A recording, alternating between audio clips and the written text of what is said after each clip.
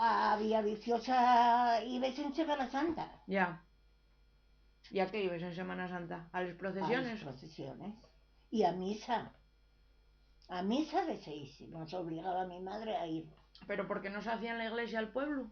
Porque ¿O después. porque era la...? No, porque después lo mejor, la que iba a Les Almejes tenía que ir a pescar y nosotros teníamos que ir a cuidar el ganado. Y la misa no se podía perder.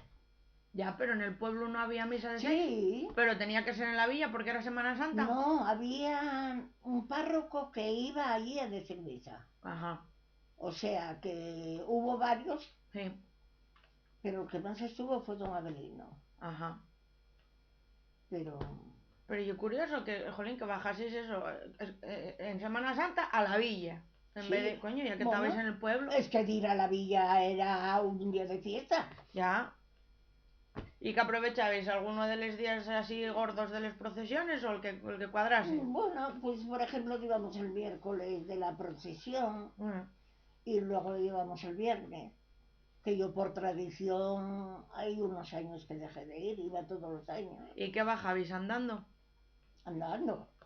Ah, ¿Y cuánto tardabais? una hora y pico, Bueno, depende. ¿no tardabais mucho?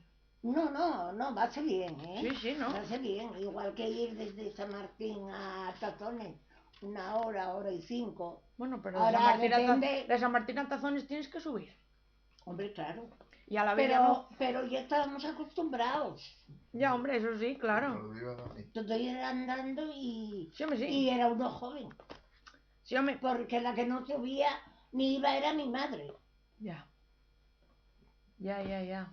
Les que íbamos, pues éramos, les que teníamos 10 años, 8 años. Sí, les que estabais... Y 15 años. Sí. Que íbamos no por la procesión ni por los santos, digamos, porque Porque siempre lo pasábamos bien. Claro.